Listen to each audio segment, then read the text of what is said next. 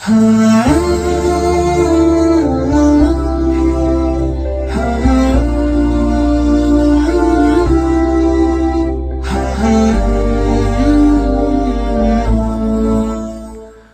باللہ من الشیطان الرجیم، بسم اللہ الرحمن الرحیم، استغفر اللہ ربی و اتوب الیہ۔ ناظرین محترم، ہم آپ کے سامنے مسلسل روحانی بیماریوں کا قرآنی علاج اس عنوان سے گفتگو کر رہے ہیں۔ آج کی جو بیماری، روحانی بیماری کے حوالے سے جو گفتگو کرنی ہے وہ ہے مایوسی، اور ہمارے معاشرے میں اس بیماری سے کافی لوگ جوجھ رہے ہیں، اور مایوسی کی الگ الگ وجوہات بھی ہیں۔ حالانکہ زندگی کا اصول یہ ہے کہ ہمیشہ پر امید ہو کر اپنے کاموں کو انجام دو، مگر مشکل یہ ہے کہ مایوسی ہماری زندگی میں زیادہ اثر دکھاتی ہوئی نظر آتی ہے۔ زندگی اسی وقت بہتر ہو سکتی ہے کہ جب ہم امید کے ساتھ قدم آگے بڑھائیں، اور سارا نظام امید پر قائم ہے۔ انسان کی زندگی آگے اس وقت بڑھے گی، مثال کے طور پر ایک موٹر سائیکل چلانے والا، ایک بائک چلانے والا پہلے ہی چلانے سے پہلے سوچنے لگے کہ میں نکلوں گا تو ایکسیڈنٹ ہو جائے گا، تو کبھی وہ سفر طے نہیں کر سکتا۔ امید کی بنیاد پر اسے خود بخود میدان میں آنا ہے اور اس کام کو انجام دینا ہے، اور ہمیشہ ان لوگوں کو آئیڈیل بنائے کہ جو زندگی میں کامیابی کی طرف تیزی سے بڑھ رہے ہیں۔ ہمارے سماج میں اس طرح سے بہت سے لوگ ملیں گے کہ جو مایوسی کے شکار اس وجہ سے ہوئے ہیں کہ انہوں نے آئیڈیل غلط لوگوں کو بنایا۔ حالانکہ زندگی کا اصول یہ ہے کہ ہمیشہ ان لوگوں کو اپنا الگو اور نمونہ اور آئیڈیل بناؤ کہ جو بہت بہتر طریقے سے زندگی میں آگے بڑھ رہے ہوں۔ نا امیدی یہ کفر ہے، مایوسی کفر کے برابر ہے، اس لیے کہ انسان جب کسی چیز سے نا امید ہو جاتا ہے، مایوس ہو جاتا ہے، مثال کے طور پر اگر ایک نیک کام کرنے والا وہ اس چیز سے مایوس ہو جائے کہ مجھے اس کا فائدہ کیا ہوگا، جب یہی چیز اس کے لیے کلیئر نہیں ہے تو پھر وہ کبھی صدقہ نہیں دے گا، کبھی نیک کام نہیں کرے گا، نہ مسجد بنوائے گا، نہ کوئی کام نہیں کرے گا، اس لیے کہ وہ مایوس ہے۔ میں کس لیے کروں؟ امید پہ دنیا قائم ہے۔ امید یہ ہے کہ اگر میں صدقہ یہاں 2 روپے دوں گا، اللہ اسے 10 گنا تبدیل کر دے گا۔ جو اللہ کے راستے میں ایک کار خیر کرتا ہے، اللہ اسے 10 گنا میں تبدیل کر دیتا ہے۔ امید ہی کی بنیاد پر زندگی آگے بڑھتی ہے، چاہے وہ عبادت ہو، ایمان ہو، عقیدہ ہو، سارے معاملات امید ہی کی بنیاد پر انسان کر سکتا ہے۔ اب یہ رہا معاملہ کہ امید یا مایوسی کیوں نا امیدی اور مایوسی کیوں آتی ہے۔ ہماری زندگی میں ہمیشہ کچھ زندگی میں نشیب و فراز کی بنیاد پر ہم لوگ مایوس ہو جاتے ہیں۔ کچھ اور دیکھا، کسی اور کے ساتھ کچھ اور دیکھا، بچپنا کچھ اور تھا، کچھ اور، ان سب چیزوں کو دیکھ کر جو الگ الگ موڑ پر، الگ الگ موقعوں پر جو گرفتاریاں آئیں، مصیبتیں آئیں، اس کی وجہ سے انسان مایوس ہو جاتا ہے۔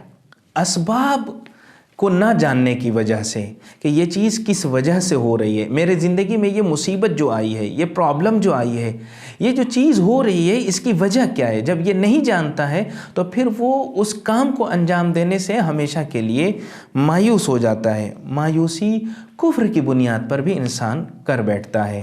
جب انسان سوچتا ہے جب اللہ کا میں ماننے والا ہوں ہی نہیں تو اب کیا فائدہ ہے، کیا اچھا کام کروں، یعنی بہت مشکل ہے۔ اور ہمارے جوانوں میں ایک عجیب معاملہ یہ ہے کہ مایوسی اس حد تک پہنچ گئی ہے کہ بہت سے جوان یہ کہتے ہیں، ارے جب نماز پڑھنے کا مطلب یہ ہے کہ جھوٹ نہ بولیں، اور جب ہم جھوٹ بولتے ہیں تو پھر نماز پڑھنے کا کیا فائدہ ہے۔ یہی دلیل بنا کے کچھ لوگ نماز نہیں پڑھتے۔ عجیب بات ہے کہ برائی کو ختم کرنے کا راستہ نماز ہے، تو لوگوں نے برائی تو پکڑا ہی، اور علاج والی چیز بھی یہ کہہ کے چھوڑ دیا کہ نہیں، اس کے پڑھنے کا فائدہ کیا ہے۔ اسی طرح مایوسی کا معاملہ، بہت سے جوان ایسے ہیں، اب کہاں مجلس میں جائیں، کہاں روزے پہ جائیں، کہاں کربلا کی زیارت پہ جائیں، کہاں مدینہ جائیں، اتنا ہم گناہگار ہیں، اللہ معافی نہیں کرے گا۔ یاد رہے، سارے گناہ ایک طرف ہیں، اور ان میں سب سے بڑا گناہ یہ ہے کہ گناہ کرنے کے باوجود ہم خدا کو یہ سمجھیں کہ وہ معاف نہیں کرے گا. یہ سب سے بڑا گناہ ہے. ہو سکتا ہے کہ شراب پینے کی وجہ سے اتنی سخت سزا نہ ہو جتنی سخت سزا صرف مایوسی کی بنیاد پر ہو. انسان جب مایوسی کی طرف جاتا ہے تو انسان خودکشی کر لیتا ہے. انسان صرف اپنے بدن کو نہیں مارتا، ہر عمل خیر کو ختم کر دیتا ہے، ہر طرح کے نیک کام سے وہ دور ہو جاتا ہے. عذاب الہی کی بنیاد پر جو ہماری زندگی میں ہم بہت سی مصیبتیں جو ہماری آتی ہیں وہ اصل میں ہماری کمائی ہوئی خود یہ چیزیں ہیں. بما کسبت ایدیہم، یہ جو مصیبتیں ہیں ہم نے کچھ گناہ کیے ہیں اس کی وجہ سے یہ ہمارے پاس آئی ہیں. جب یہ مصیبتیں آتی ہیں تو انسان مایوس ہو جاتا ہے. مگر یاد رہے اگر مصیبت آئے تو اتنا ذہن میں ہو کہ مصیبت جہاں سے آئی ہے وہی اس مصیبت کو دور کر سکتا ہے، تو پھر مایوسی انسان کی زندگی میں نہیں آئے گی. تکبر اور اپنے آپ کو سب سے بڑا دکھانے کی وجہ سے بھی انسان مایوس ہو جاتا ہے. عمل میں سستی کی بنیاد پر بہت سے لوگ ایسے ہیں بہت سست ہیں اور وہ مایوس رہتے ہیں. اب سیدھی سی بات ہے، ایک ماحول بنا دیا گیا، ہم پڑھ بھی لیں گے تو ہمیں نوکری کام ہے. بھائی محنت کرو، محنت سے کام کرو. محنت کرنے والے کا کوئی بھی کام ضائع نہیں جائے گا. اللہ نے وعدہ کیا ان اللہ لا یضیع اجر المحسنین اجر المؤمنین، یہ مومنین کا اجر ضائع ہی نہیں ہوگا. ہم محنت ہی نہیں کریں اور اس کے بعد کہیں کہ ہمیں یہ نہیں ملتا، یہ نہیں ہوتا. محنت کریں، پڑھیں، اچھے سے پڑھیں اور ہمیشہ جس میدان میں جائیں اس میں اول نمبر پہ رہنے کی کوشش کریں. تب کہیں ہمارا ہر جگہ مقام ہوگا، ہر جگہ ہماری شان ہوگی، اسلام کا نام روشن ہوگا. بہت سی بیماریاں، بہت سی روحانی بیماریاں مایوسی کی بنیاد سے پنپ جاتی ہیں. انسان پھر صدقہ نہیں دیتا، خیرات کو انجام نہیں دیتا، کوئی بھی کام نہیں کرتا، نماز نہیں پڑھتا، وہ صرف مایوسی کی بنیاد پر. اب سوال یہ ہے کہ اس کا علاج کیسے کیا جائے؟ علاج یہ ہے کہ جو زمانے میں حالات بدلتے رہتے ہیں ان حالات کو سمجھا جائے. بچپنا ایک الگ ہے، جوانی الگ ہے، بڑھاپا الگ ہے. اب ہر چیز کا ایک دائرہ ہے، ہر چیز ایک موقع اور محل کے اعتبار سے. اگر یہ چیز ہماری سمجھ میں آ جائے کہ جیسا جیسا زمانہ ہوگا ویسا ویسا خود ماحول بھی بدلے گا. اچھا عجیب معاملہ ہے، بہت سے لوگ اس طرح سے سمجھتے ہیں کہ شادی کا مطلب ہے کہ اب سارا معاملہ اچھا ہو جائے. نا، مایوسی بہت زیادہ لوگوں کی زندگی میں. یہ بہت سے لوگ ان لوگوں کو آئیڈیل بناتے ہیں، کیا کریں، شادی کرنے کا فائدہ کیا ہے، شادی کرنے کے بعد تو اتنا تکلیف بڑھ جاتی ہے. اللہ اکبر، ان لوگوں کو آپ اپنا الگو اور آئیڈیل بنائیے جنہوں نے زندگی بہت اچھی گزاری. اور یہ بھی لازمہ نہیں ہے کہ اچھے کو اچھی ہی بیوی ملے، اس لیے کہ اللہ نے یہ نظام رکھا ہے کہ گروتھ کسی کی ترقی ہو سکتا ہے کہ غلط بیوی ملنے کی وجہ سے. اگر کسی کو غلط بیوی مل گئی یا کسی ٹیچر کو بیکار اور بیہودہ لڑکا مل جائے تو اب ٹیچر کا کمال ہے کہ وہ اپنے اس شاگرد کو پڑھانے میں کتنا نکھار، کیا صبر ہے اس کے پاس، تحمل ہے، برداشت کرنے کی صلاحیت ہے، کیا اس کو مینج کرنے، ایک دوسرے کو سمجھنے کی صلاحیت ہے.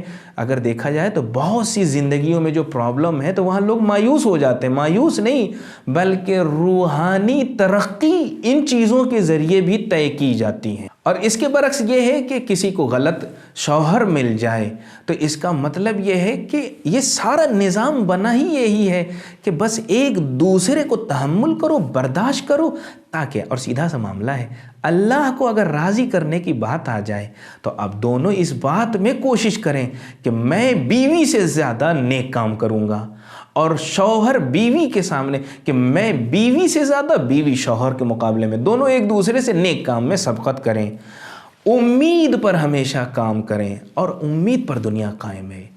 امید ہی پر. ظالم کے ظلم کی سزا نہ مایوسی نہیں ہے، ہم مایوس نہ ہوں بلکہ امیدوار ہوں. ہر ظالم کا خاتمہ ہے اور اللہ ہر ظالم کو ختم کر دیتا ہے.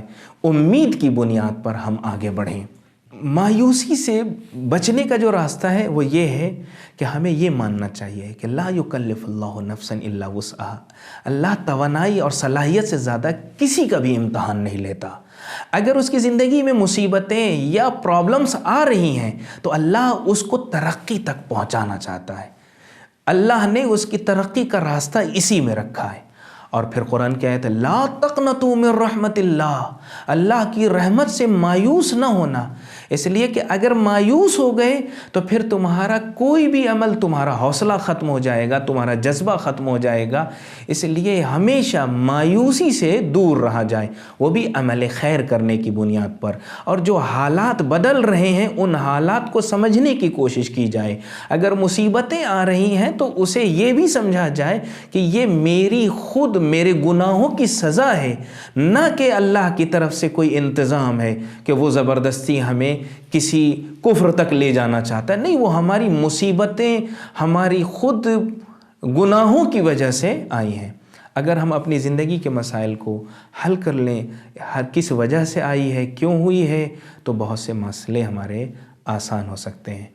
آخر میں خدا سے دعا ہے، خدایا مایوسی جو کفر کے برابر ہے، مایوسی کی وجہ سے انسان خودکشی کر لیتا ہے، خدایا اس بیماری سے ہم سب کو محفوظ رکھ، آمین یا رب العالمین۔